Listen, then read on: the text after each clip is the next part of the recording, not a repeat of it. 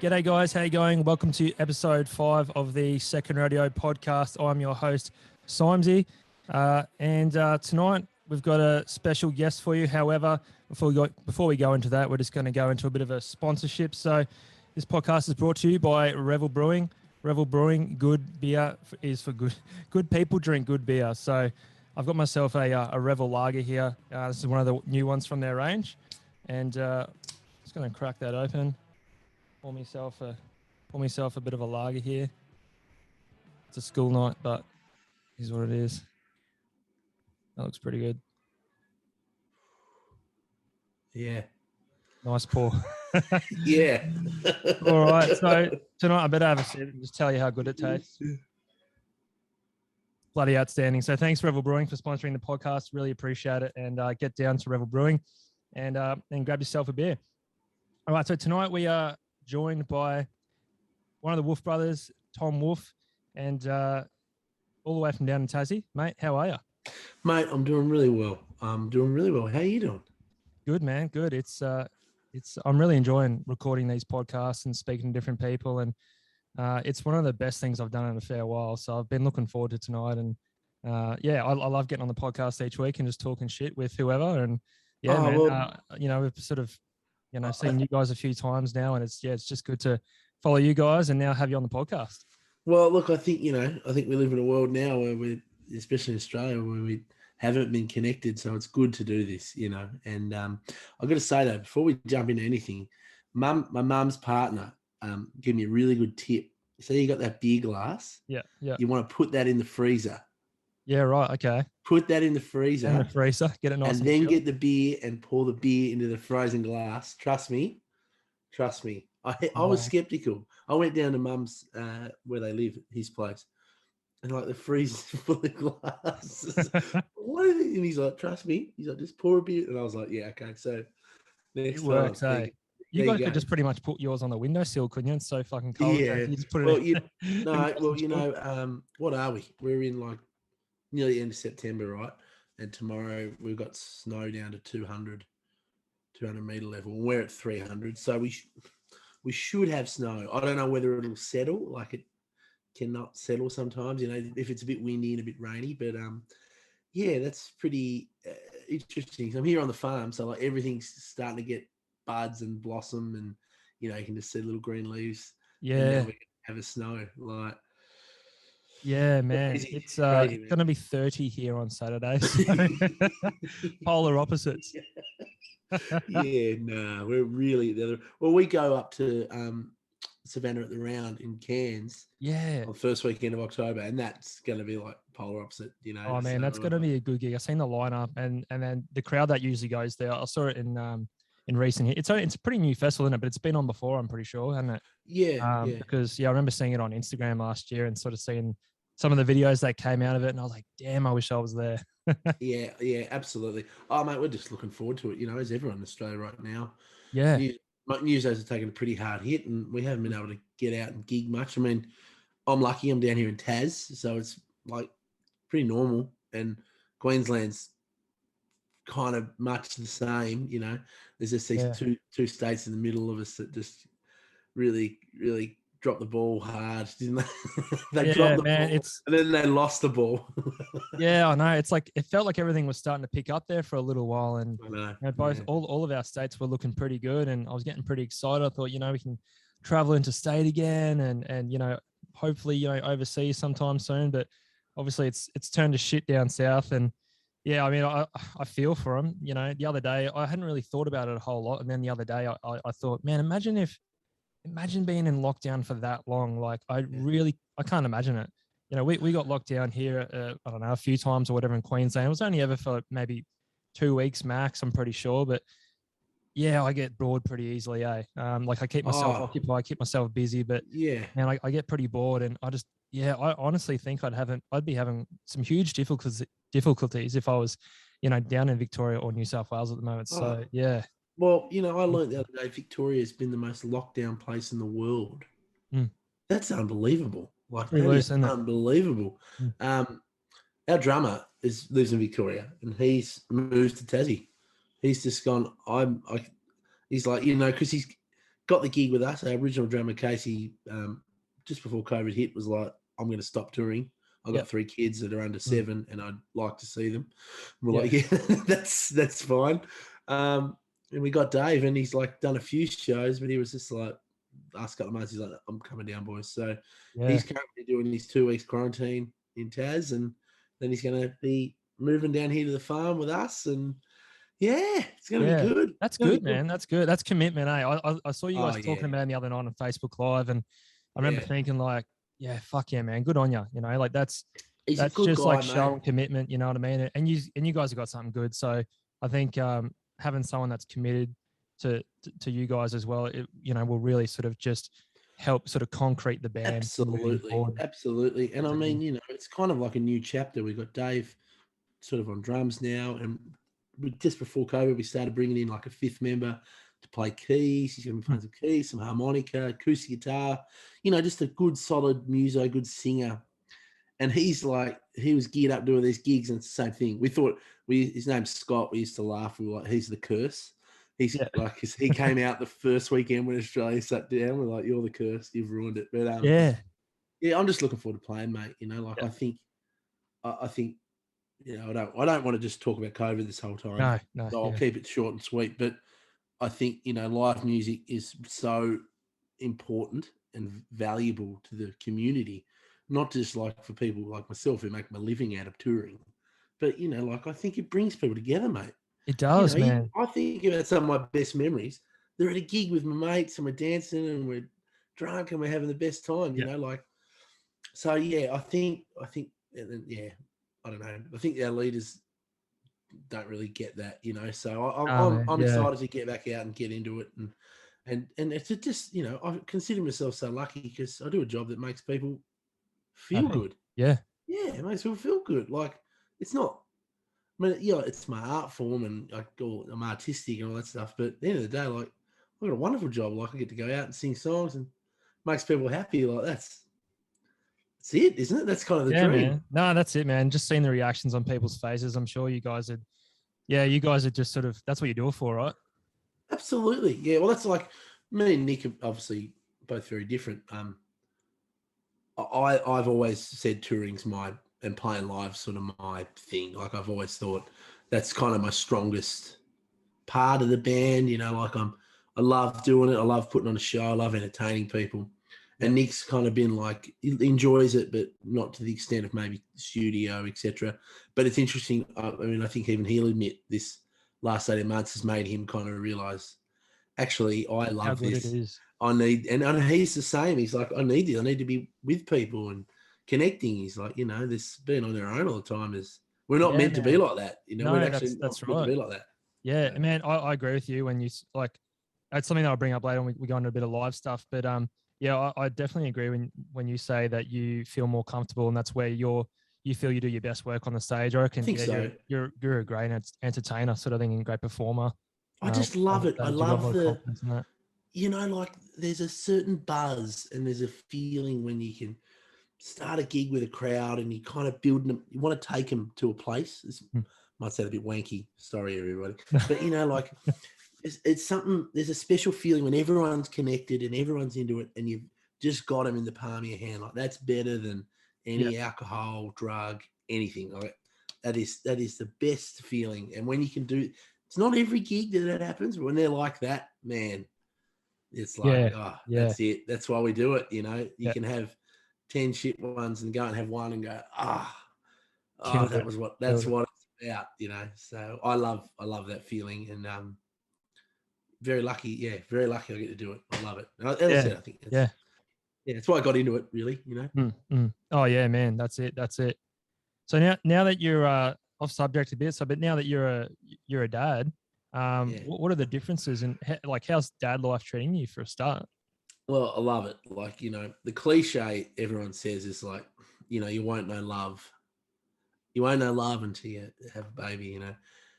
And I was kind of like, oh yeah, you know. And even when like my partner, my wife was pregnant, you're so excited and you're so into it and you're building the nursery and you're doing all the things, but they're so much more connected. I mean, they're literally inside of them. So you kind of a bit like, I don't know. I was a bit like, I was very excited, but I didn't know what to feel. And then as soon as I saw her, it was like a switch. Yeah. I don't know if you were the same, but it was And just I, like, I was exactly the same. I remember she came out, dude. I was tearing up. I was like yeah, crying. I was a blubbering mess straight away because I don't think I've ever been so happy in my life. yeah, Like same. goosebumps talking about it now. Yeah, I remember that feeling and just going, holy crap! Like this is what it's all about. yeah, it Yeah, totally exactly the same. And yeah, it's been wonderful. She's like 5 months now. She sleeps, like we put her to bed now. What is it, like 8:30? She'll sleep through to 5 o'clock. So that's life giving too. I um, agree. I agree. yeah, but she's amazing, mate. I'll tell you a funny story, like because she was a bit early. She Yep. was about 3 or 4 weeks early. So like the day Ali went into labour, we were like here on the farm. So obviously on the farm we don't have our own. We don't have rubbish collection, so we have to do our own tip runs. So every now and then I've got a heap of bins. So I'm not going every week. I've got a heap of bins in a trailer. I load them all up onto, and I was like, well, let's do this tip run this Saturday. She's like, yeah, we'll do a tip run, then we'll go have a nice coffee or something. I'm like, done. And she's in the kitchen. I'm outside loading everything up, the trailer on. She's making takeaway coffees, and just little ones we can have while we're driving. And then she's like, come to the window. She's like, I think my water's just broke. Really? And it was like in the movies, it was like, Yeah. oh, I was like, okay. And I'm like, so we're not going to the tip. Damn. And this is Already got the tip. it's so funny. But we rang the doctor as you do. And we're like, yeah, so like we're gonna have like water's broke. And they were really calm. They're like, yeah, you're very look, you'll probably end up going home, but come in, just cruise on in the next hour or so. Now, my wife's mother was like, because I always like when I'm not on stage, I just kick around in like a flanny and work pants and like boots because I'm here on the farm, so I'm always chopping a bit of wood or doing, I'm doing stuff. So she's like, is Tom going to wear something nice when the baby's born? So I ironed a shirt, ironed a black shirt, a gig shirt. Oh, shit. I bet you don't even iron a shirt to go on stage. No. And then I was really paranoid. And then as we're driving in, I thought, oh, I'd really like to have, when the baby's born, I'd like to have a nice whiskey, just to celebrate. Yeah. So we're like driving to the hospital. We're nearly there, and there's like a bottle shop on the way. So I've just pulled in the bottle shop. My wife's like, what are you doing? I was like, I'm just going to get a bottle of scotch. Oh, man, I love that. That's so good. Oh, it's terrible. It's terrible. But yeah, and then I guess because we were just sort of we were told like not to rush. Yeah. And then we got in there. They're like, oh, no, we're on. We're having a baby today. We're like, right. You're like, fuck, don't tell them I stopped at a bottle on the way. But yeah, best day of my life, really is. And she's just, joy of my life, man. It's cliche, but she's just so good, Yeah. She's got a little personality now, like 5 months. She kind of smiles and recognizes you. And the last week, she's just learnt to splash in the bath. Yep. So she gets in the bath and she's water going everywhere and she's laughing, and it's just like, what's the best bit about being a dad for you? I don't know. I think I like that like it might even sound ridiculous, but like there's something that's more important than myself and Ali. Like there's someone more important, and like I now we get to groom this person, like and I've taken that really, really on board. Like I really want to be the best me, so she can be the best she can be. Like I haven't had a drink in like a month. I've been like at the gym and stuff again. I haven't done that in years, and I think I just want to be better physically, mentally. I want to be better because I want to groom her. Yeah. And she's the most important thing. We took her to a gig the other day actually, and it was wonderful. Awesome. Like we had her backstage, and she's just sitting there, like everyone's coming in, and she's laughing. She thought Brody was hilarious. Brody was coming up talking to her. She's laughing, and then we did the show, and she's got little earmuffs. Put the earmuffs on, and then just slept through the entire gig. Yeah, these earmuffs cool. are good. It's like cool. Thanks, Will. That's at least glad you enjoyed that. But yeah, I don't know. I think that's probably it for me. If that Yeah. does that make sense? Yeah, I agree. Oh yeah, definitely, man. Definitely. I think anyone that's got kids completely understands that. Yeah, for me, man, is pretty much the same thing, knowing that they're emulating you, you know what I mean? Everything you're doing, they pick up, man. And from like the way that your facial expressions, and to the things that you say, they'll just pick them up and say them, and you're like, oh shit, maybe I better not say shit anymore. Yeah, no, You know what I mean?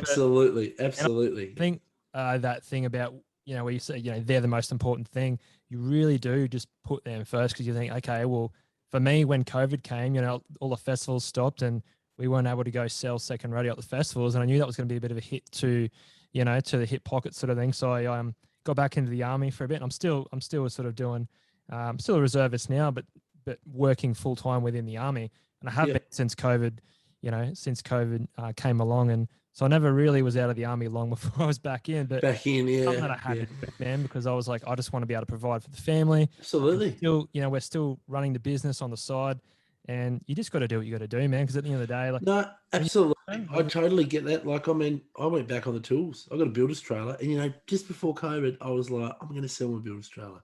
I haven't used it in 2 years. I'm going to sell it. I'm just going to keep my tools in the shed, and I'm going to sell it. And then literally COVID hit. And I was like, well, there goes all of our work. Yeah. So I was like, oh, well, I'll go. I went and subbied. For blokes and, framed houses and did slabs. And what you got to do? I mean, I renovated this house. Yeah, no. In time, I thought, well, let's get my family life ready. And so, you got to, as you said, you got to do what you got to do. And I think that's just for life too, like. It feels good too, man, to know that like you can back yourself, and at the end of the day, you know that you can back yourself. Whatever decision you make is going to be the best one that you're able to come up with at the time, and then you can always tweak things down the track, and go back. For me, like next year I've got my goals, and end of this year actually we're already like looking to start selling direct from the US in October and in November, and it's just step by step. That was supposed to be 12 months ago, you know what I mean, and had to put it off, and it's that's what's happened for everyone. And that's it, man. So, but it's a good feeling knowing that you're providing for your family, and it feels good. It's a good feeling. Yeah, it does feel good. Like I like that. To sort of know that this is my role, provide, I do all those things. That makes me feel, gives me sort of a validation. Does that make sense? Yeah, definitely. It's interesting. I've never really put it into words.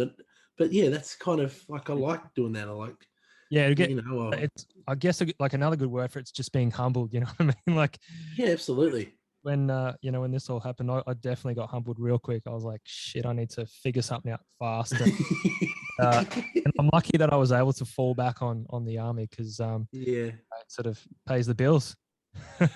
Well, I think you got to be in the world these days. I think you got to be a jack of all trades. I'm probably a master in nothing, but I'm a jack of all trades. Yeah. But I think that's important. Like, I think that's, throw your hand at anything. Because you never know what's going to happen. The last 2 years have proved that. And mate, I've there's been times in my life when I've been low on cash, and the local pub have been like, all right, I come down, and I'm cleaning the floors and cutting their wood and whatever. Like, you got to do what you got to do. So so I've done it all. Yeah, no, that's good, man. It's good to hear. What's with your like, I'm trying to remember. Like, I've got another child on the way, so I'm having a son due in December, sort of thing. So that's exciting. Yeah, I'm trying to remember like what it was like when Tennessee was like 6 months old, sort of thing, and what do you just have to have like certain cartoons and stuff? I know she's pretty young still, but we're shocking. I'm thinking back, going what was on TV? Like, was she demanding stuff when she was 6 months old? I can't remember. We literally we've watched all of The Sopranos again while she's been with us. Awesome. Yeah, we're nearly done Game of Thrones at the moment. We're in the last season of Game of Thrones, and we're at the tail end, and we actually just watched an episode when she was chilling out with us before, which is so bad, It's so funny because they have no idea, No, there's like this whole violent stuff happening. She's just sitting there, and it's like, but so that's, I don't know. I'm sure that'll start happening. My mate of mine's got 2 kids under 3, and he's like, "Yeah, we just watch heaps of Bluey. It's Oh, just Bluey, Bluey Bluey's a all the time." lifesaver. Yeah, but you know what I mean? Like, I thought she's never going to move on from Bluey, and she loves it. Like, I think any kid and any parent with kids loves Bluey. It's so good for the parents as well. It's just there's so much adult humor in it as well. But she's found Baby Shark, and I thought I'd done well. I was like, she's never gonna listen to that. That's shit. And next thing you know, Baby Shark's on all the time, and cannot escape it. And it's just like, oh man, how many songs can you make out of Baby something? There's like Baby and Baby Lizard and Baby Turtle, and goes on and on and on. And oh man, never ends. Pretty sure every parent out there understands. And yeah, it's a hard time to get through, but at the same time, like, well, at least you're learning something. Yeah, absolutely. Well, we haven't got to that stage where Baby Shark's in our lives, so yeah, keep her away from it as long as you can. Touch wood, where it's a little bit longer. Yeah. And it's funny, like raising kids now, and I never liked. I won't say I never liked, but I didn't think I was very good with kids. Like, say my mates' kids and that sort of stuff. Yeah. I'm a godparent and that sort of thing, and I was always like, "What's up?" Yeah, no, I get you. To this like fucking 5-month or 6-month-old, and I'm like, "Hey, mate, yeah, hey, what's going on there?" Sort of thing. Yeah. How you doing? How you doing? Shake your hand. Yeah.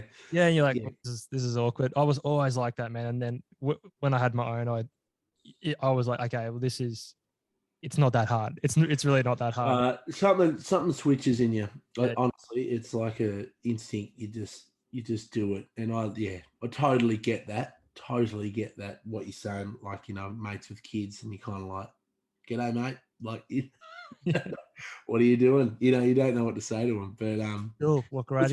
What I love with it, like, because Nick doesn't have any kids. Like, I'm quite Nick. Nick is not a kid guy at all, in any way, shape, or form. But he's so smitten with Evie. Like, he just is so smitten.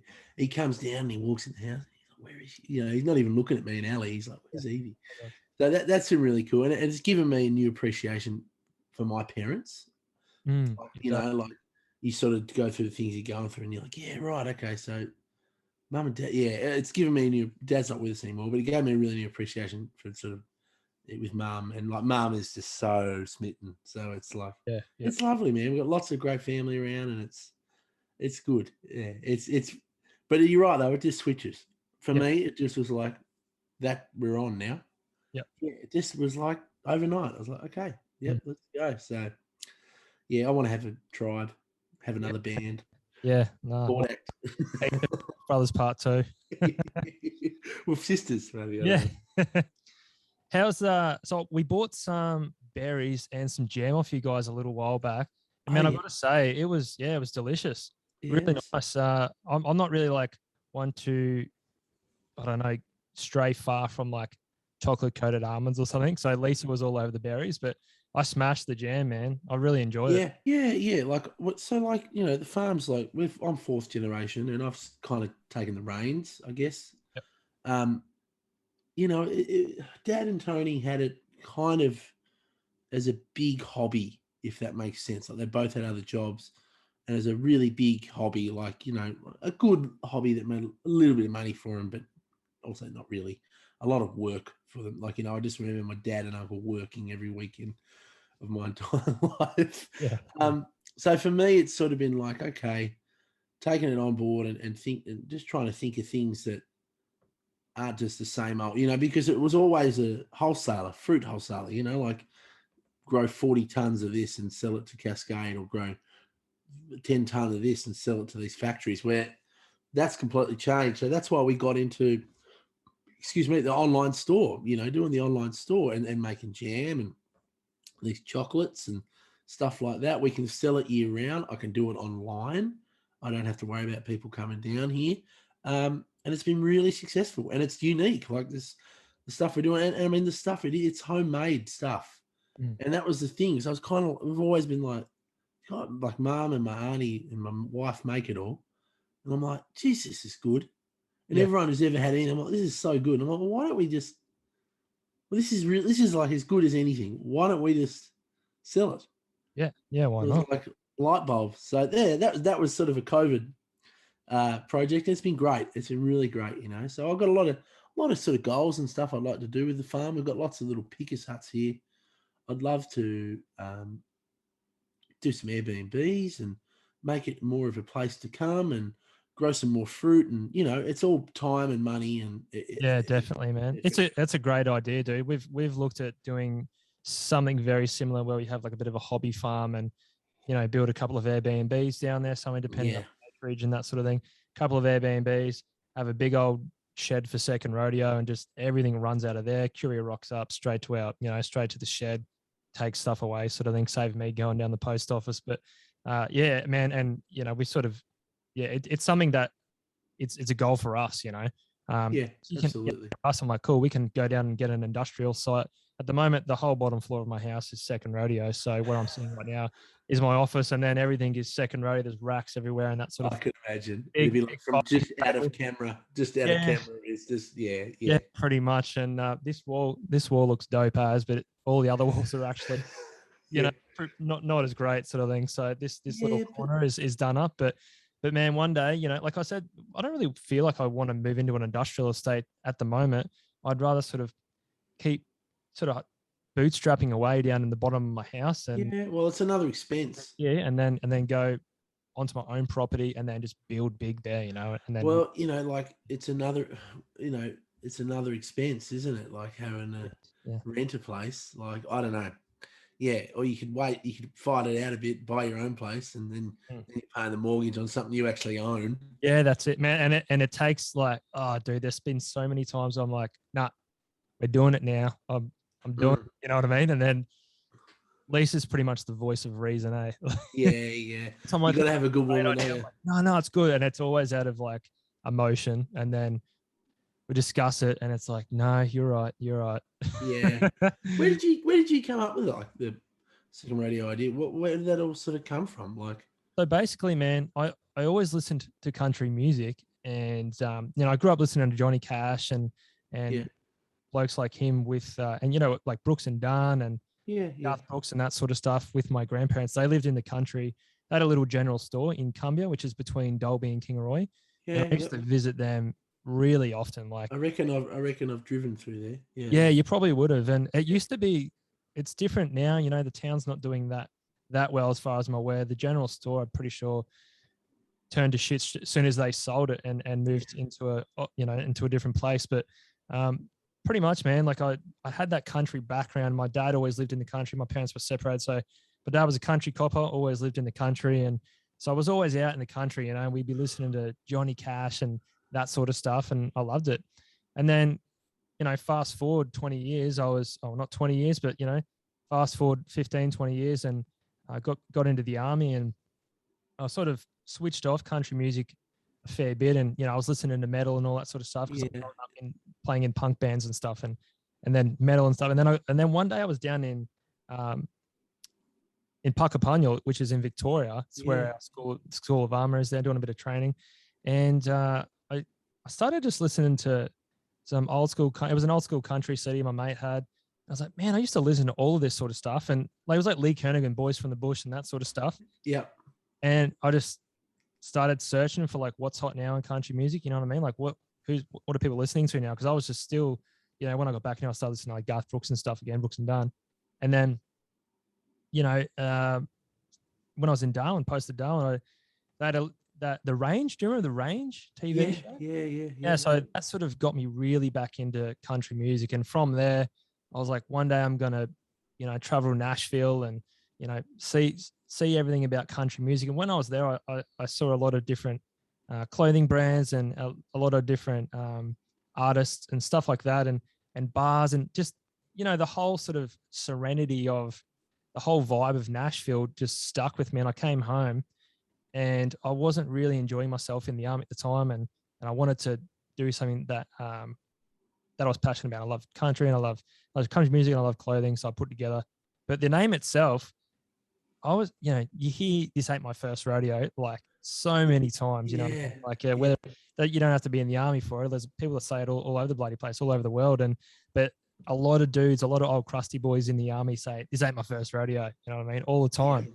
And so when I was coming up with a name, I wanted it to be country and I wanted it to be catchy, and it didn't need to sort of mean anything. I just wanted it to sort of be sort of, yeah, catchy, you know? And then I come up with a bunch of different names, showed my mates, said, which one do you like? And they all said Second Rodeo. And I was like, yes, that's what really cool. So, yeah, man. And and it all came about in literally one day. You know, it's like writing a song for you guys, you know, sometimes you drag stuff out and things take a while, but this, man, it took one day, and I came up with the website, the trademark, everything. I did it all on the day that I sort of created Second Rodeo, and just went from there, man. Good on you. That's so cool. I love that. Like, you know, I'm all about that. Yeah, you know, I love it. anyone having a go and doing their own thing. I just reckon that's 10 out of 10. You know, I think maybe it's because we're a bit the same. You know, like yeah, definitely growing up blue collar boys and on a farm and stuff. But like we want to be musos, and it's like that's a little bit left to center. You know, like I remember one of my first girlfriends, like her brothers and her family were just like, well, what do you mean? Like you quit your job? You quit your job, and like to be a musician. It's not a job. I'm like, yeah, and it just fired me up. I was like, I'm going to show all you people, So, and it's sort of you can use that to as motivation to move forward and really sort of crush that goal and go for it. And I do all the time. Sometimes it works, sometimes it doesn't. Like I'll be thinking of that person, be like, yeah, you said I wouldn't make it, but look at me now. Yeah, absolutely. But, no, well, her brother, ups and downs, though, her brother come up to me like 8 years later, and we were playing at our local and sold out, and they were there, and they all had tickets, and he come up and he's like, yeah, so I was probably wrong about that, wasn't I? I was like, remember this? You're like, yeah. I was like, yeah, you were wrong about that. So there you go, crazy. But it's been a good ride. It's been a great ride. Very. Yeah, man, that's it. And I feel like you guys are just getting started, eh? And I think we are. I feel like we are. Both of us. For me, I feel like I've been doing my best work over the last 6 months, and talking to Nick, a couple of weeks ago, he was like, this is our best work yet, this album, I believe so. Yeah. I think Country Heart, our last one, it all came together. It was, don't get me wrong, I'm very proud of the other 3 albums, but I think Country Heart kind of came together and really connected. And we saw that. We saw that in the audiences. We saw that in ticket sales. Songs like Ain't Seen It Yet, Country Heart, Hey Brother. You could see there was another level of connection. Yeah. I think maybe, I don't know, maybe it just came with maturity, like, being able to sort of have a bit more to say and write about, and just that life experience we've had. And I think, yeah, this Kids Like a Set album, the new one, I think it's some of our best stuff yet on it, and I think it's good. So if no one likes it, we'll bugger them. But still buy it. Yeah, but still buy them. No, I think it's good. I think it's real. I think it's us. Like I'm very much about, for me, it's got to have a sense of truth and realness and home, and it's got to be, obviously country music has many different sounds and flavors and styles these days, which is very important. But like I was kind of like, I think it still needs to come from the heart and be real stuff. And that, I think there's a lot of that on that album. Plus there's also things where we've really pushed ourselves and sort of pushed the sound and it tried different things. And I think when you do that, that's when you can sometimes really stumble across some cool stuff, Yeah.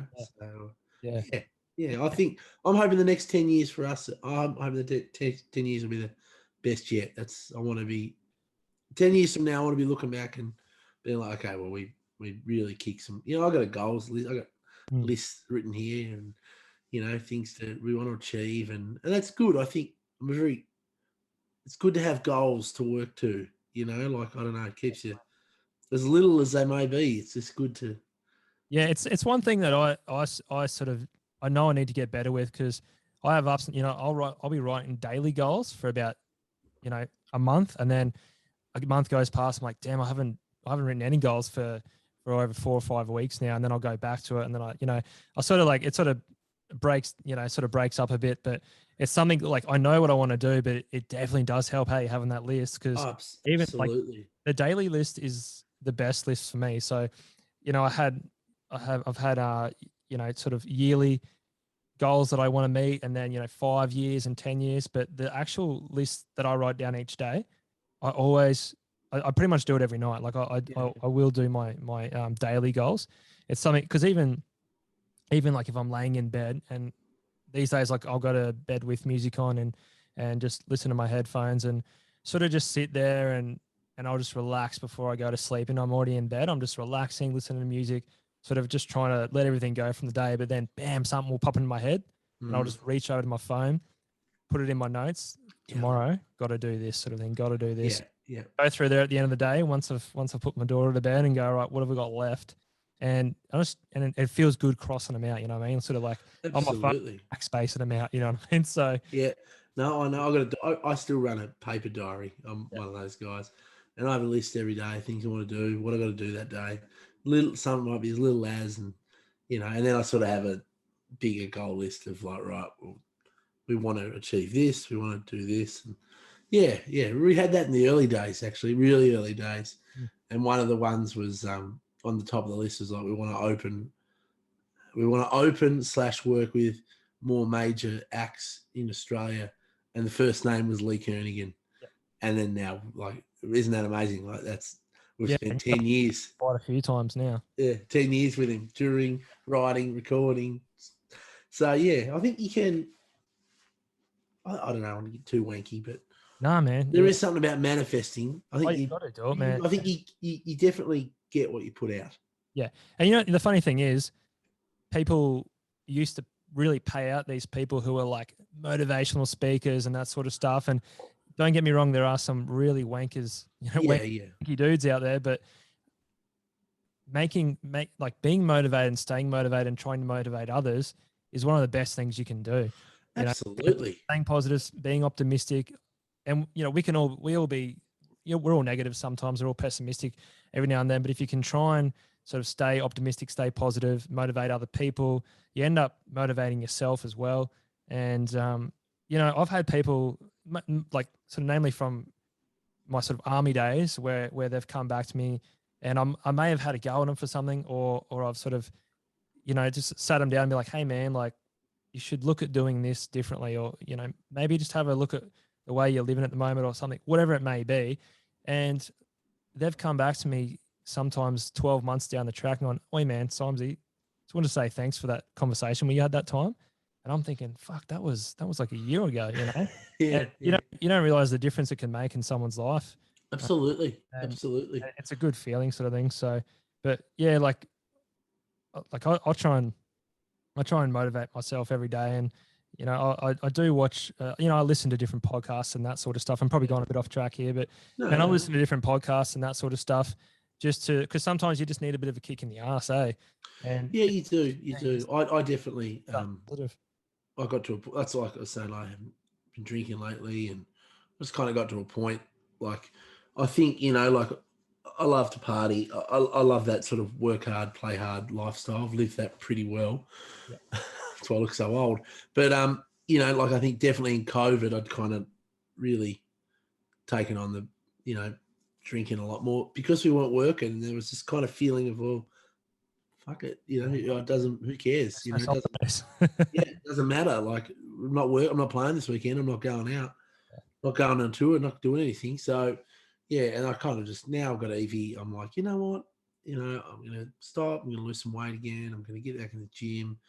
And, yeah, it's just amazing, not just physically how much better I feel already, but mentally, man, I become clearer and so much more focused and, like, present, Yeah.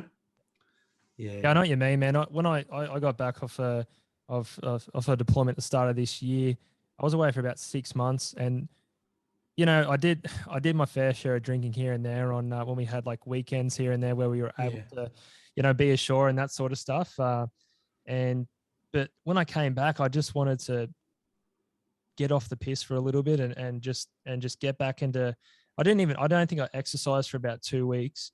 And then I sort of had a few beers and that. And as soon as the 2 weeks was done, I was like, all right, it's time.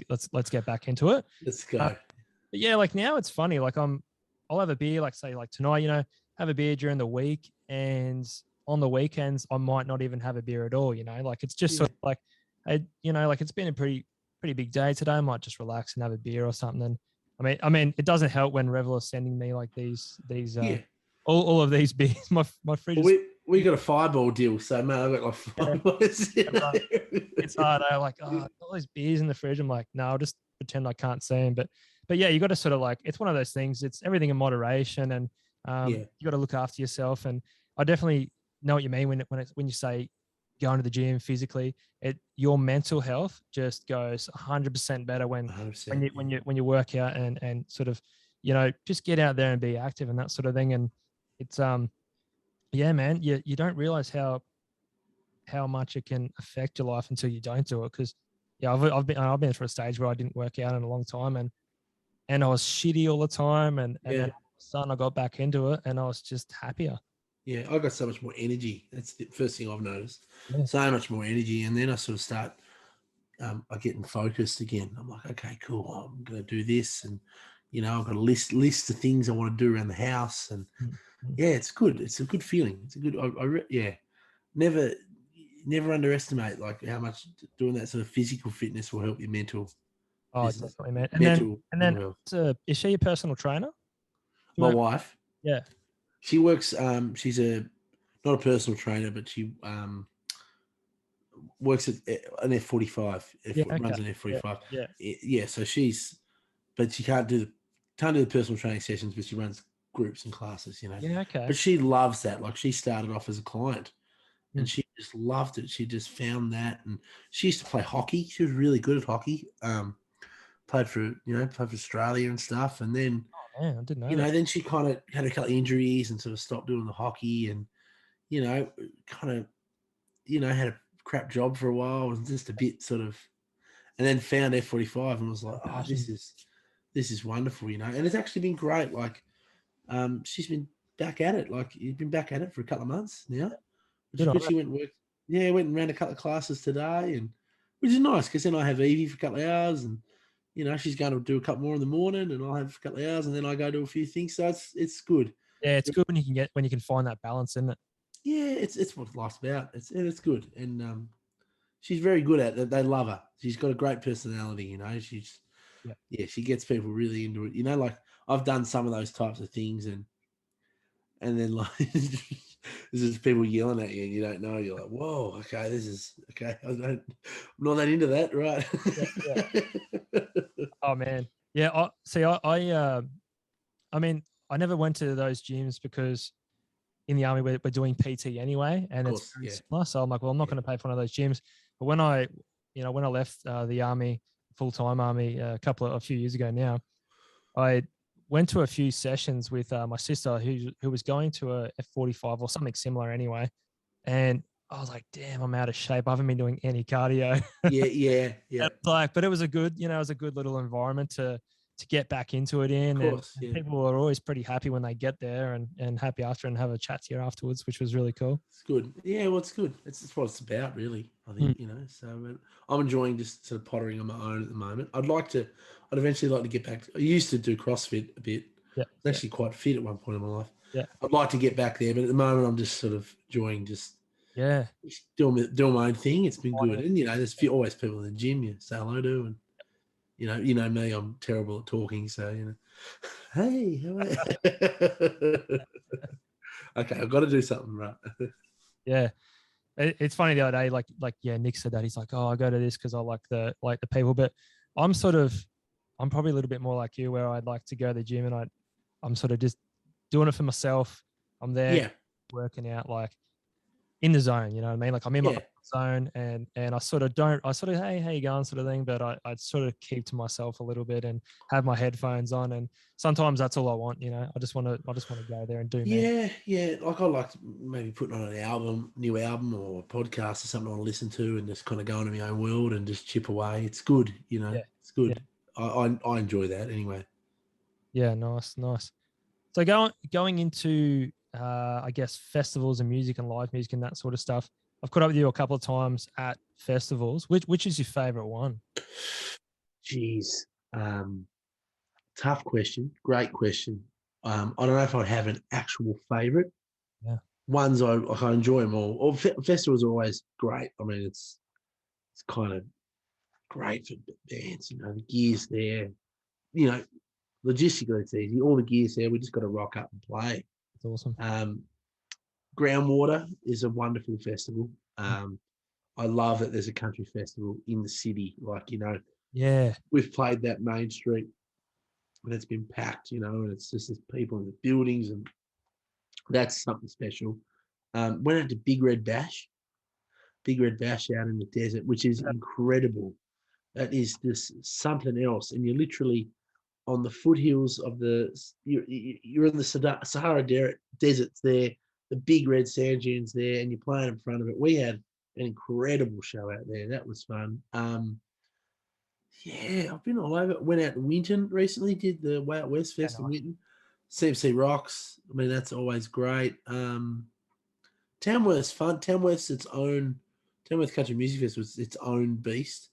It's an own, like, it's all sort of venues. There's no sort of festival there's a festival program, but it's not like what a festival we know today. You know, it's not in a confined sort of area. Yeah, it's kind of the whole city, but that's always fun. We had a great show there last year, and yeah, I'm looking forward to more of them.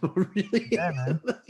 Yeah, I love them. Like, I saw you guys are playing at Warwick Rodeo now as well. We're playing at Warwick, and you know, people have talked to us about Warwick so much. Like, everyone's like, "You got to play Warwick. You got to do Warwick. It's a party. It's a great one." And anyway, we're finally doing it, so I'm looking forward to that one because I've heard a lot. Yeah, I've been out there once before, just to get on the piss with the boys. This year we're actually going to have a stall there, which is going to be really cool.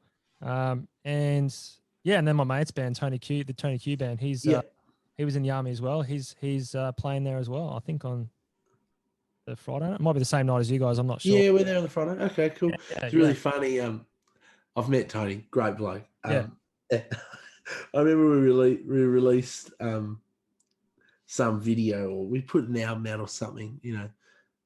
And I think at the time CMC was still a thing. It's now CMT, but CMC was still a thing.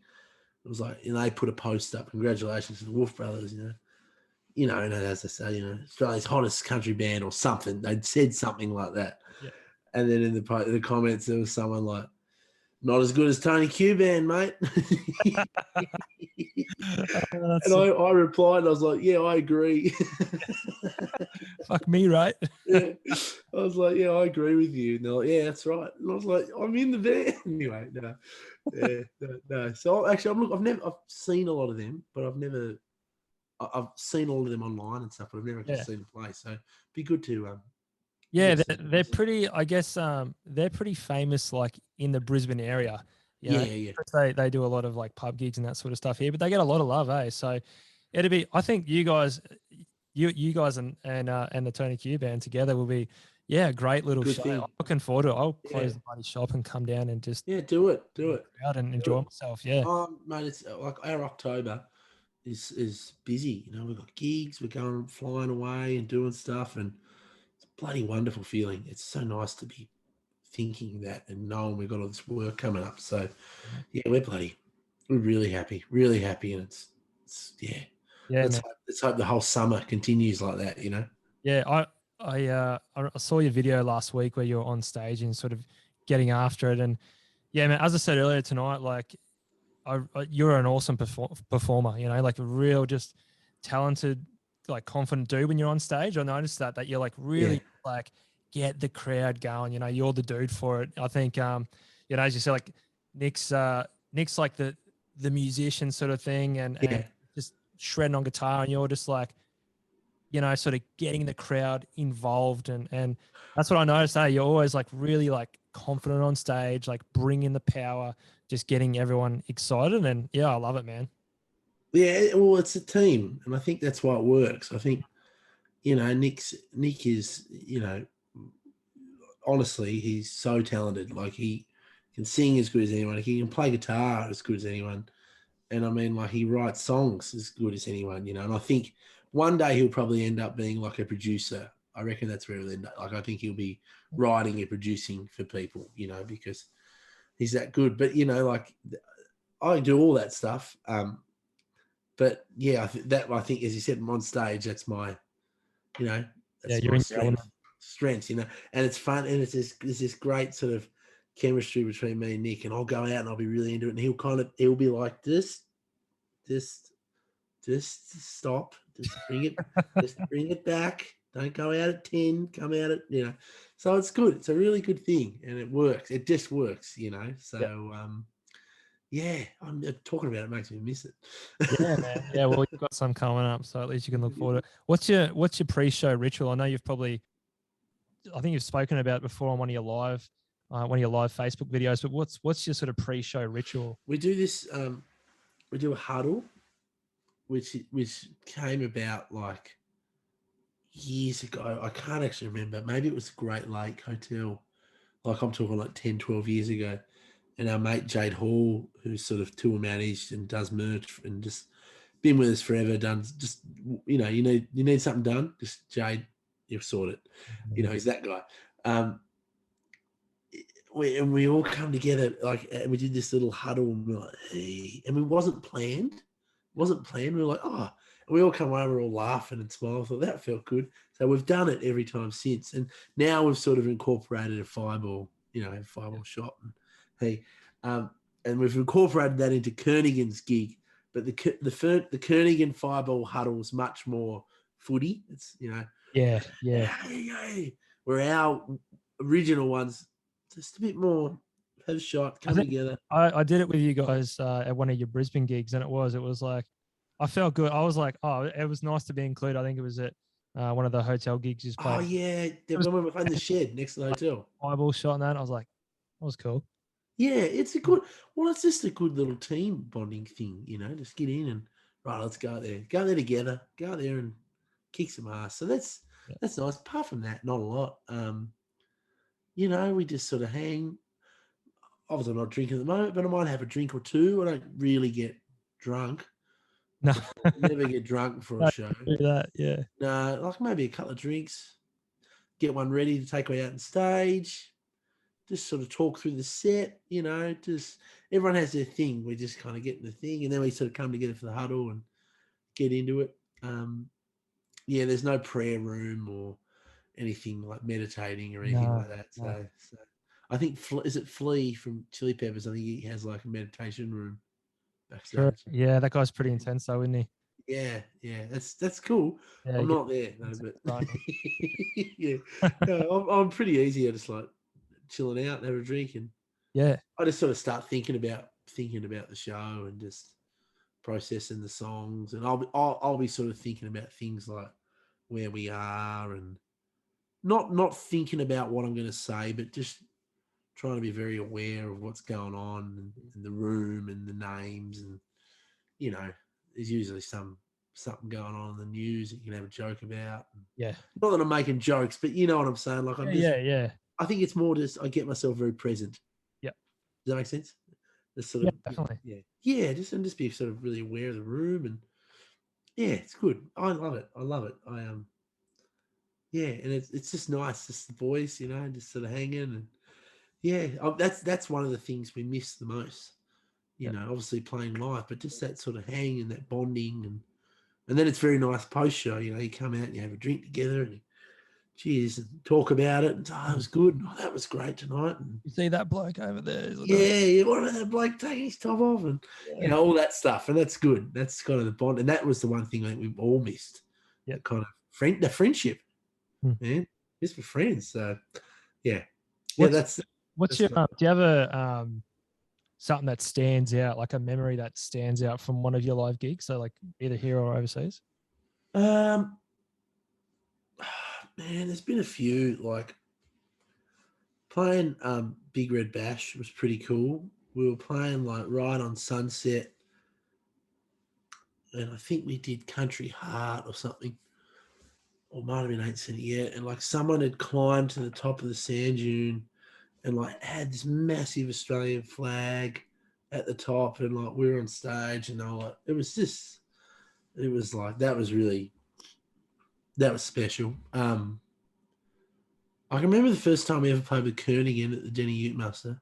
Yeah. And it was like we were playing Boys from the Bush. Yeah, and, that would have been wicked. And we're like kind of just going like, wow. There's like 20,000 people. We're like, wow. Yeah. Play with Kernigan, Denny. So that was a definite one. Yeah, it's been a lot. A lot. Like, it's just nice to especially when you get in the moment with them.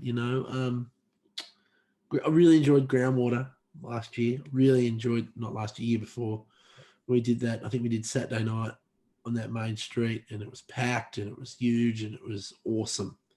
And I was just really happy with the set. We really wanted to, because it was a big gig Saturday night, we just put a bit more work into the production and just the set, just went a bit above and beyond, just to make sure it was going to be a really rocking show. And it's a good stage, that one, eh? Like a really good stage. It's like its own little Times Square type thing, Yeah. Down this street, this mall area, and it's just packed as far as the eye can see. Packed. It's incredible. It's such a great festival there, and it's free. I love that. Like, they put it on. I've already booked my accommodation this year. Well, that's why they do it, though, isn't it? They go, we'll pay for this, and everyone will come and stay. And geez, what a great, good, isn't it? And then you get all these people coming in from the city who have maybe not even thought about listening to country music, but there's something on, and especially this year, I think it's going to do really well this year because, hey, something's happening. We haven't had many things happen for a while. Let's go and that's the thing. Yes, we did this winery gig 2 weeks ago, and it was like, I think they had to do they did 500 tickets because of COVID, and once you get above things, and that they sold out like 2 months beforehand. He's like, I could have sold this 3 times. Yeah. He's like, but it was just something on. It was a gig. It was on. We could go out to a winery and they could drink wine and be with their friends. So like, it just went like, so that's really cool. That's really, really cool. So yeah, I'm looking forward to it, mate. It's gonna be really fun. Oh yeah, I can't wait for that festival because, like, there's many festivals that were on this year and sort of not going back into it, but they got cancelled. But I'm looking at this one. I'm thinking, no, I think this one's going to be sweet. I've just got a good feeling about it. I feel like this one's going to be sweet. Same with the Warwick Rodeo. No, it's a bit further out than that. So, sort of, I'm really looking forward to them. Yeah, same. I think everyone is. So yeah, Let's just hope this summer's right and come. I just hope all the states open up like they say they're going to open up when everyone gets to the 80% or whatever. Because, and you guys were supposed to be touring in Canada and the US, like in the it makes me sad. Yeah. So 2020 was like meant to be album. We were going to go to Canada. We had like 36 shows or 35 shows. Like Gord Bamford, who's like the Lee Kernigan of Canada, and it was going to be couple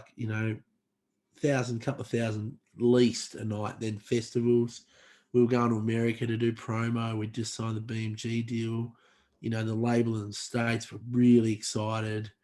And it was like all the ducks were lined up, and we were like, okay, this could be the year that there's a big jump. And then it was like, you're staying home now. Yeah. Man, I think I'm pretty like sort of quietly confident for you guys. I think you'll get back to where you are, even though you've lost some just a bit of ground, like just a bit of sort of momentum. Momentum, that's the word I was looking for. But I think everyone has a bit, Yeah, and that's the thing too. I noticed that I didn't get too down last year because I thought, well, it's not just me, it's everybody, and it's not just Australia, it's the whole world. Yeah. So like that was the positive that I took away from it last year, and then this year it's just been like, well, just keep working, and soon enough, like it will come to an end, and I've just been looking at it like that. We'll travel to America. We'll do what we want to do over there, and we'll continue to build. And yeah, man, I reckon you guys will get them shows back too. we will. It'll happen. It'll all come. It's just it's just the world's taking a big delay at the moment. That's the way I'm looking at it. Yeah. What do you do? Yeah, that's right. What's so like, what are you looking forward to off, like, apart from music, in over in the States and in Canada? Are there any places over there that you look forward to going back to? Because I love Cracker Barrel. It was like a southern food thing. I don't know. We got some great mates there. You know, a couple of really, really good friends who are just, you know, when we were sort of almost living there, 2016, 2017, you know, it was kind of, they just felt like home and, you know, just good mates and really good friendships. So I'm really looking forward to sort of being with them again and spending time with them. I don't know. It's just a different vibe in that city. It's very inspiring. You know, you with songwriters you with artists, songwriters, everyone every day who's just working, and there's a really everyone wants everyone to do well. You know, there's a real great community feel. So I kind of I'm looking forward to that. Really. Have you ever thought about moving over there? And obviously you got. Well, yeah, we kind of did for a while, and we were gonna like do that. This was the thing, like we were kind of ready to do that. As again, we were thinking, well, we might be sort of there for a couple of years, you know, and here we are. You know, what do you do? You know, what do you do? But yeah, we were thinking maybe we could buy a house there. And we could get it, and then when we're not there, do it as an Airbnb and all this sort of stuff. And Aussie songwriters, get them to come over and hey. Exactly. How many of them is there, you know? So anyway, that's what we were thinking, and then didn't happen. But that's all right. It will happen. I'm not being negative. Yeah. So it'll all come together. It's just been. Yeah. That's what. Or I think it's a. At the end of the day, you've got something you want to do, and then you only sort of replan and reshape what you were going to do, and hopefully get there in the near future. That's what I want to do. I'm still like, you're seeing them at the moment. They're over there and they're doing their festivals and everything. I'm like, no, I'm going to get there. Absolutely. And brick by brick, we'll build it up so we can, so we'll end up living there at some stage. And, you know, sort of, I don't want to be that person, touch wood. I don't want to be the person that sort of says, I'm going to do this and then never do it. So that's one of my goals. I want to, and I want to go big, you know. So good on you. We've already started getting the groundwork done. It's just good. It's a big slog. Yeah, of course it will.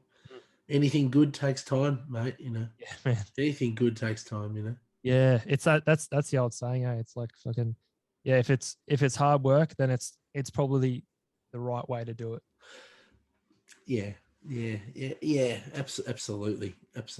And I think you probably almost appreciate it more when you get there. Yeah.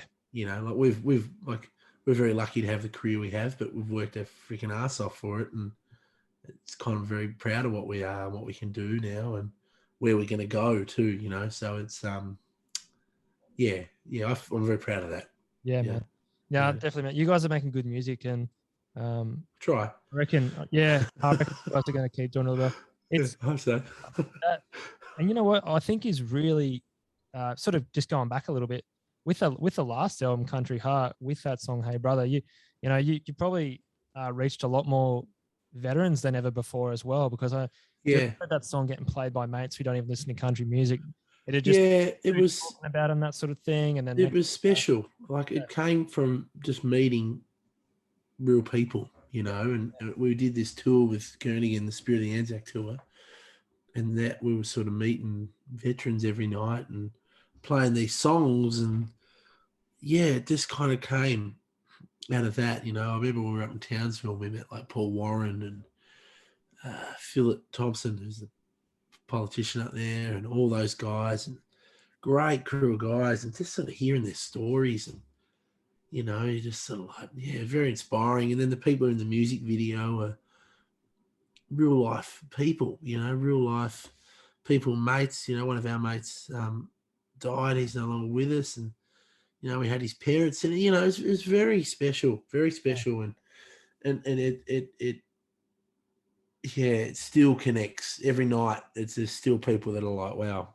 Yeah, man. I saw you guys play it live, and in the same year we lost one of our boys, and it was like, oh man, it just got me right in the feels, sort of thing. Oh yeah. Like, I was like, this is what these guys are doing it for, though. You know what I mean? Like they're making this music to get in touch with people, sort of thing. Yeah, I'd like to do another one. Like, I don't know. I've been thinking about it a bit lately.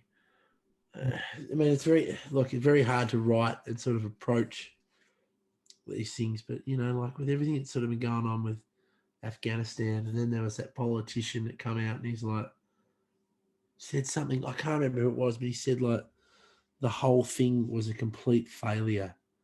And I'm like, that is such a shit thing to say to like all these men and women that like, were like, willing to like die for their country. And like, I don't know. I was just like, yeah, I don't know.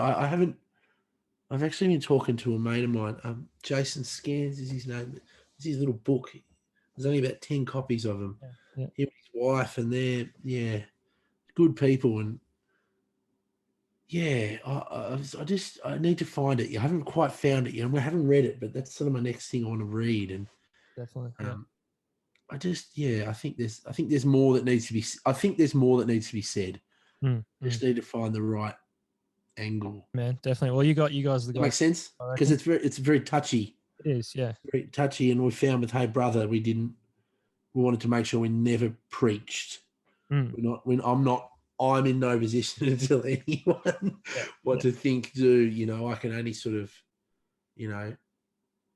with Hey Brother, we're inspired from other people's stories, and we wrote it from a point of just being like, Hey Brother, I know it's not right. It's just us saying like, hey, we appreciate you. We know there is a lot of people that do, So I think there's more that needs to be said, and I hope that might be next. It might be next album, maybe. Yeah, man. Yeah. Next album, what we do, I think songs like that make you feel like you've done. I think as a songwriter, it's important. Like it's. I mean, there's lots of songs about trucks and girls, and we've all written them, but it's nice to get a little bit more real. Yeah, definitely, man. Definitely feel that, yeah. Because when something's real, you can really, the stuff like does that might sound a bit wanky, but it can help someone. Does that make sense? Yeah, definitely. And I think Hey Brother definitely would have helped a few dudes, like without you guys knowing. And then even like just subconsciously, dudes listening to the song might not know it's helping them, and then look back a couple of years, 3 years later, and go, man, that's right. They haven't heard the song for a while. They remember, and they go, I was in a pretty shitty place at that time. And I reckon still we get through Instagram, we still get people like all the time reach out and be like, hey, I just want you to know this song really helped me, and, which is incredible. And I'm always like, mate, just shoot us a message anytime. I noticed you guys are doing a bit of work with Swiss 8. I listened to. Yeah. It was about this time last year. You might have done a podcast with them, and I actually had to listen to it. And because I listened to those guys anyway, and then when I heard that you guys were on it, I was pumped, and I thought, fuck yeah, these guys have got the Wolfe Brothers on, and it's just like two things that you enjoy, two things that I can relate to, two things that I enjoy. Like, you got some diggers talking about some stuff, and then they got some country music artists on. So yeah, it was good, man. And it was very different for you guys, talking about sort of mental resilience and all that sort of stuff. And it was nice to hear the approach you guys have and that sort of stuff to mental health. Yeah. And it was good, and it was just solid. You know what I mean? Like it was straight. Yeah. I think what those guys are doing is so great. They're really great guys, and they're so proactive. So it's all about being so proactive into sort of helping not just veterans, but anyone, and I think that's such a great thing. And it was good to sort of delve into some of that sort of stuff. And like we obviously, loss of our dad was a big thing. We sort of talked about that and how you sort of you deal with that sort of loss, because we're all going to deal with it, stuff like that in our lives. And I think it's about what you become, how you deal with it.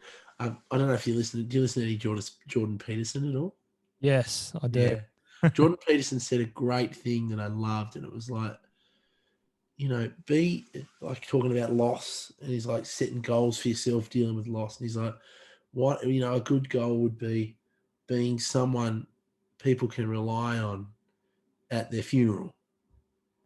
Does that make sense? Like instead of Yeah. just being like a blabbering mess, being someone that people can rely on and think, wow, you know. And yeah, little goals like that. I remember listening to him say that, and thought, wow, that's a great thing, you know. So I think stuff like that, goals like that, we're going to be right. We're going to get through today, and we're going to do this. And we definitely did that for Dad's funeral. You know, we were me, Nick, and Mum did the eulogy, and we made it a big celebration. It was a big celebration. Yeah. Often you go to funerals and people get up there and then someone's going to say a few words and they get up there and they go, oh, I miss you, love you. Yeah. No one's actually dealing with it. That's not dealing with it at all. Like, you know, we got up there and we talked about his childhood and what he did at school and his jobs and the things he achieved and the rat bag things he did. And, you know, and it was good. And everyone was like, wow, we got to clap. Everyone clapped at the end. It was kind of like, yeah. Even the priest, he's like, yeah, I don't think, he's like, oh, that's church, but he's like, that was wonderful. Yeah, like, I remember feeling a weight come off after that. I remember after dealing that, obviously there's a lot more stuff I've kept dealing with, but I remember doing that and going like, good. That felt good. I feel good. I feel much better now. Made some people that might have been feeling real down. Pretty happy. I guess. Yeah. I think you got to celebrating instead of mourning. Yeah. You got to celebrate. It's what it's about. I think. Yeah. Another mate of mine said, you know, in this country, in this Western society, we don't get it. Like in some cultures, they get the death and going, with their beliefs and going. It is a celebration. It's not even sad. So I think we kind of get a bit. I don't want to say we stuff it up a bit here, but we get a bit down the dumps about it, Yeah, man. Yeah, that's it. Well, man, what have you got coming up? We'll sort of finish on a bit of a high. So yeah, let's do it. Before, but so we've got just give us a quick rundown of exactly what you got coming up in the next couple of months and give it a plug. Yeah, well, we're just about to start a new tour, Kids on Cassette tour for the new album, Kids on Cassette. I'm not sure when this will come out, but as we're talking right now, tomorrow night we're releasing the music video for Kids on Cassette, which is really cool. It's kind of like it's all filmed in our farm. It's me and Nick. There's two actors we found by me and Nick as kids riding around, doing all the things we used to do. It's really cool. It's a bit Stranger Things as well, which is even cooler. I saw the Instagram photos and the Facebook and that, and that's what popped into my head. Yeah, no, that was intentional. Yeah, man, and then hopefully this summer we'll be back out on the road a heap. That's the plan. Yeah, Kids on Cassette tour and just working. We just want to get back out and work. We're a live band. We sort of pride ourselves on being a hard-working live band, and that's kind of been, I don't want to say taken away, but a bit taken away from us. So we're looking forward to doing that and getting out and just, there's in the world, you can have the best Instagram, best YouTube, all that stuff. But if you can't get out and play a great show and entertain people, then you're in the wrong business, So we're looking forward. We pride ourselves on doing that, and that's what we're looking forward to really getting out and doing. And hopefully, mate, we can just go around the country for the next year. That's our goal. Just keep out it, just playing to everyone. No, that's good, man. It's a good goal to have, and I'm definitely looking forward to seeing you out on the road, and I'm sure all your followers and listeners are as well.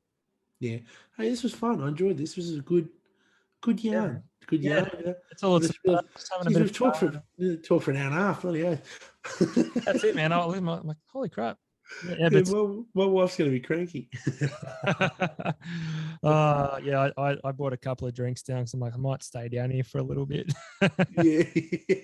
No, well, look, thank you for having me on, and I hope everyone out there enjoyed it. It was yeah, man. No, thank you. Chat about this stuff. It's very cool. It's funny, because I had Nick on last week.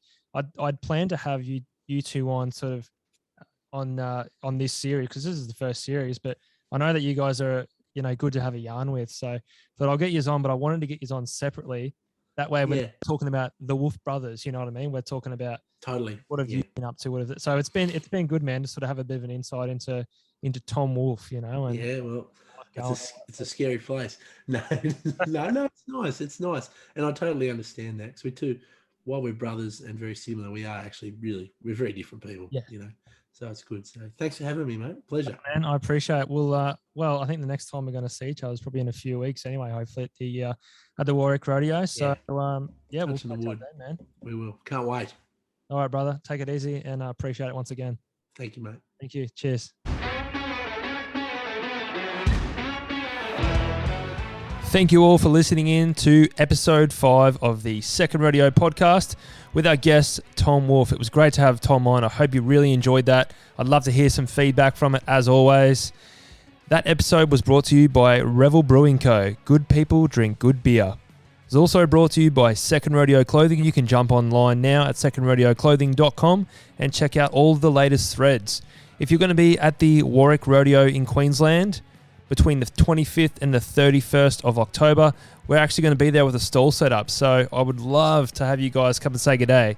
Anyone that's heading there, come say good day at the Second Rodeo store. We'll have a brew, maybe even a bevy, and just a good old chat. All right, guys, until next time, enjoy. See you later. I really need to come up with a better sign-off line, so maybe that'll be my homework in the next fortnight. All right, guys. Cheers. Thank you.